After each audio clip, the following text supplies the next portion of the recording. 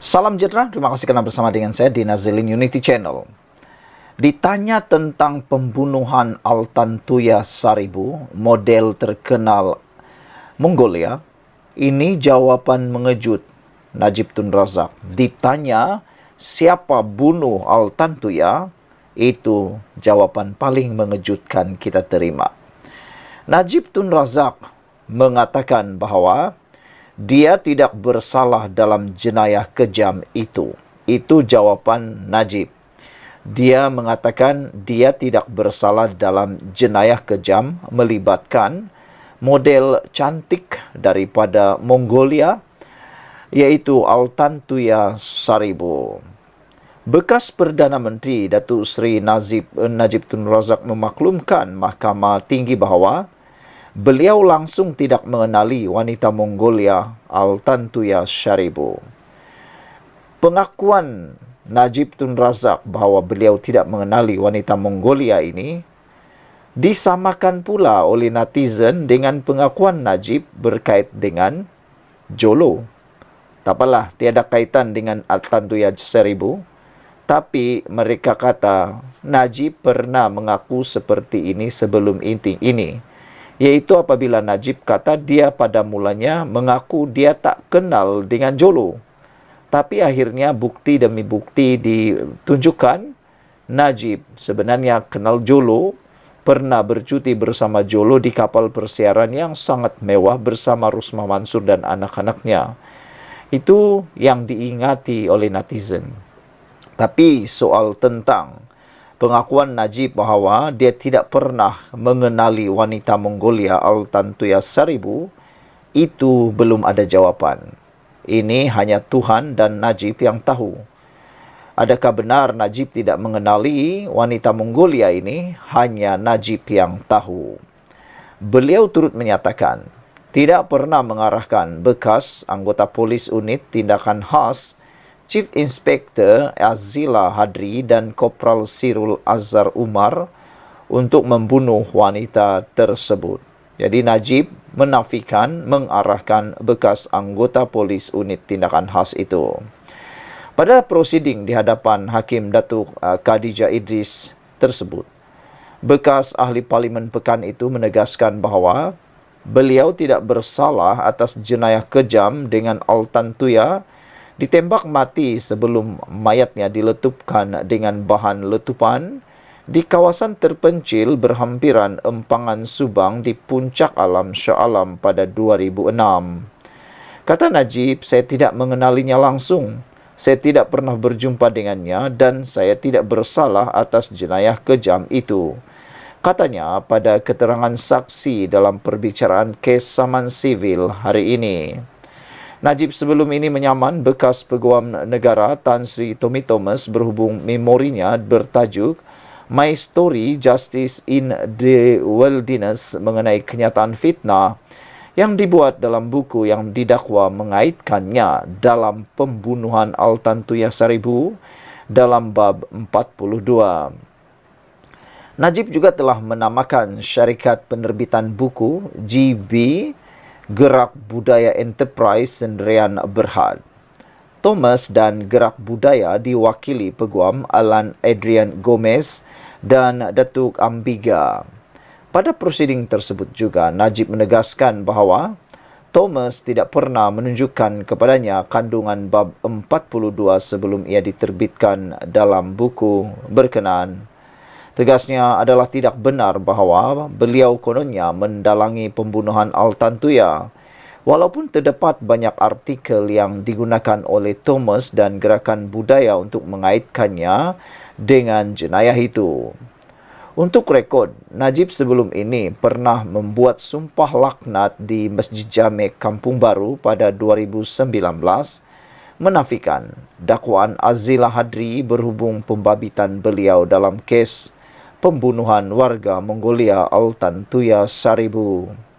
Dalam pada itu, Najib menyatakan mengenali Datuk Abdul Razak Baginda sebagai penganalisis pertahanan dan terlibat dalam perjanjian membeli kapal selam. Kata Najib, saya hanya mendapat tahu daripada laporan media bahawa Razak Baginda kononnya adalah seorang jurubahasa. Saya tidak tahu apa hubungan Razak Baginda dengan Altan Tuya. Namun saya tahu akhirnya mereka mempunyai hubungan yang romantis, kata Najib lagi. Proseding perbicaraan akan disambung semula pada 30 Jun tahun depan. Saudara-saudara sekalian, pada Julai 2024, subhat timbul apabila Razak membisu tentang pembunuhan Altan Tuya. Pada 11 Julai, di dalam artikel di mykmu.net, ada satu laporan menulis, subhat timbul apabila Razak membisu tentang pembunuhan Altan Tuya. Subhat timbul apabila Razak membisu tentang pembunuhan Altan Tuya, suatu inferensi yang bertentangan dengan kepentingan Razak Baginda terpaksa dibuat apabila penganalisis politik itu memilih untuk tidak beri keterangan bersumpah atau kemuka saksi dalam saman keluarga Altan Tuya Saribu yang dibunuh menurut Mahkamah Tinggi. Hakim Wazir Alam Maidin Merah berkata, hanya Razak boleh menjawab beberapa persoalan yang timbul. Penganalisis itu mengakui ada hubungan romantik dengan warga wanita Mongolia itu antara November 2004 dan Ogos 2005. Walaupun berpeluang membuat penjelasan di kandang saksi, dia memilih untuk tidak berbuat demikian. Terdapat motif serong yang jelas di pihak defendant ketika Razak apabila berhujah tidak ada kes yang perlu dijawab, katanya dalam penghakiman yang diterbitkan. Wazir kini, hakim di Mahkamah Persekutuan berkata, Mahkamah berhak membuat inferensi yang bertentangan dengan kepentingan Razak apabila beliau enggan beri keterangan atau memimpin keterangan menerusi saksi menurut Seksyen 114 dalam kurungan G Akta Keterangan. Pada 16 Disember tahun 2022, Wazir yang ketika itu bersidang di Mahkamah Tinggi Shah Alam memutuskan bahawa bekas anggota polis iaitu Azila Hadri dan Sirul Azhar Umar Razak dan Kerajaan Persekutuan boleh dipertanggungjawabkan atas kematian Altan Tuya. Hakim memerintahkan keempat-empat pihak berkenan secara bersama membayar ganti rugi sebanyak 5 juta ringgit Malaysia kepada keluarga mangsa. Dalam penghakiman bertulis yang baru diterbitkan itu, Wazir mengambil maklum bahawa Azila memberitahu Razak bahawa dia boleh habiskan perempuan itu dalam satu pertemuan di pejabat Razak pada 17 Oktober 2006. Razak dikatakan menjawab bahawa tidak perlu berbuat sebegitu ekstrim kerana keluarga Altan Tuya pasti akan mencarinya jika apa-apa berlaku pada wanita itu. Jika benar Razak berkata demikian, maka dia sepatutnya beri keterangan bersumpah untuk menjelaskan mengapa dia memanggil Azila untuk urus mendiang pada malam 9 Oktober 2006 apabila wanita itu berada di luar kediamannya. Pengisytiharan yang membebaskan dirinya daripada tuduhan serta penafian liability bagi kematian si mati seperti yang terkandung dalam pembelaannya yang telah dipinda tidak menerangkan apa-apa tanpa testimoni di mahkamah, katanya.